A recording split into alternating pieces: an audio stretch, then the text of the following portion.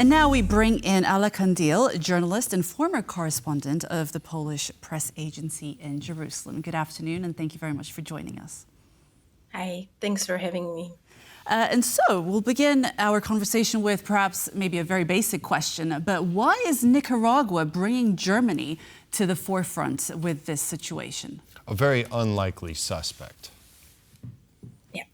Well, there are a couple of reasons. Of course, Nicaragua has its own political interest, and probably the main one will be to distract from its own human rights records and all the accusations that UN made against Nicaragua just a month ago, and especially the Nicaraguan president, who is now accused of committing crimes against humanity. But it's also a part of a wider trend that you were mentioning of using international law, but also domestic law to address Israel's violation of human rights. And we see this division between the global south and the north. We see, of course, the case of South Africa against Israel in the International Court of Justice. So it's not the first country from the south that is addressing or looking for a way, if not directly to address what Israel is doing in the Gaza Strip, then, for example, through the ally states. And of course, it's no surprise that the case is directed against Germany, because it's not only weapons, which currently Germany supplies 30% of weapons to Israel. It's also an issue of the political cover, of the political support. So these are the reasons why it's Nicaragua and Germany. Interesting. There's also a thread in this about that Berlin was the second biggest donor to the UNRWA after the U.S. in 2022, when it pledged up to $202 million to the agency. Now, concerning that funding, they're also pushing for Germany to continue to fund. Is that correct? Yes. Well, other than, I think we need to also take a step back and look at the German context, which is, what the German representative said in ICJ today. There are two things. One is that the lesson they took out of Shoah is to stand by Israel no matter what, while the lesson should have been to stand by human rights and international law no matter what. And this is why today they find themselves in this situation. In the opening remarks, they also mentioned that their dilemma is the balance they try to strike. It's very interesting. It's between Israel's security and Palestinian rights. And, the issue of human rights is absolute. It's not something that you can decide in what degree you want to obey it, right? So that's one thing. The second thing is it's a complete misunderstanding to treat those two issues as mutually exclusive. The respect for Palestinian rights is what will ensure Israel's security. There is no other way around it. And the third thing about German context is that there is a dramatic change in public opinion. So right now we have nearly 70% of Germans being critical of Israel's assault on the Gaza Strip. Only 18% still staunchly support it. So Germany is also dealing with it. So to mitigate the criticism of its weapons supply, of its political support, they do provide actually significant funding for humanitarian organizations.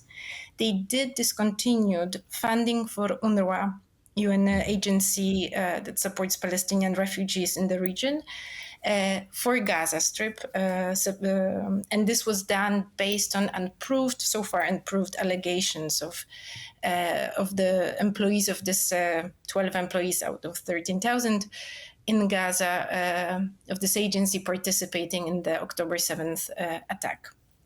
And majority of countries, just one last thing. Mm-hmm. So the key thing, I guess, here is, and that's something that Germany brought up during its statement, is that they support, for example, UNICEF, World Food Program, a number of organizations. And all those organizations are actually calling at this point for ceasefire.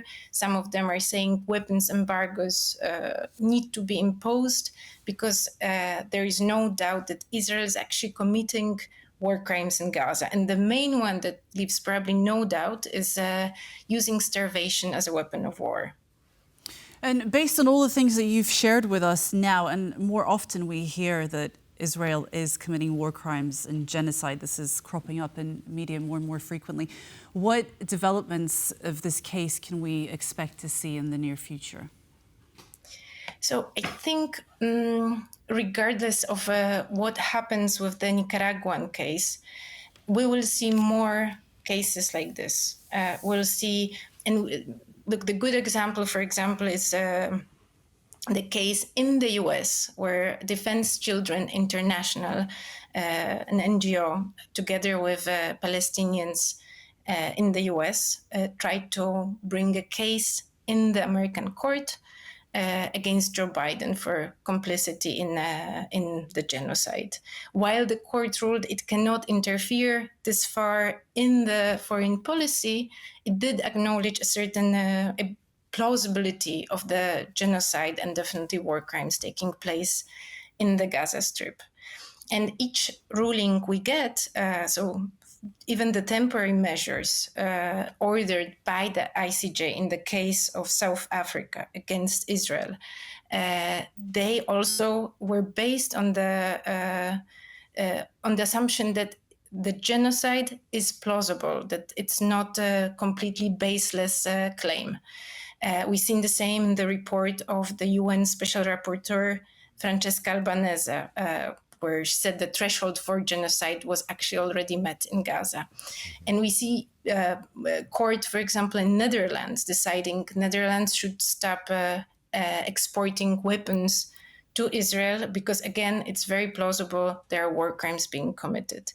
So I think we'll see more and more both states, but also grassroots movements using the international law and trying to apply the same legal standards that we've been applying as the West to Russia, to Ukraine, apply them to Israel.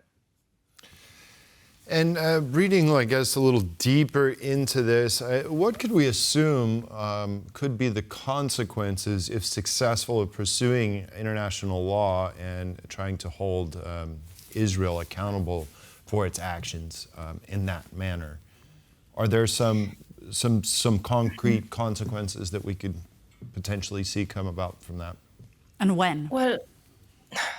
Well, definitely, if we see consequences, it's going to take, especially against individuals, politicians, that's going to take decades.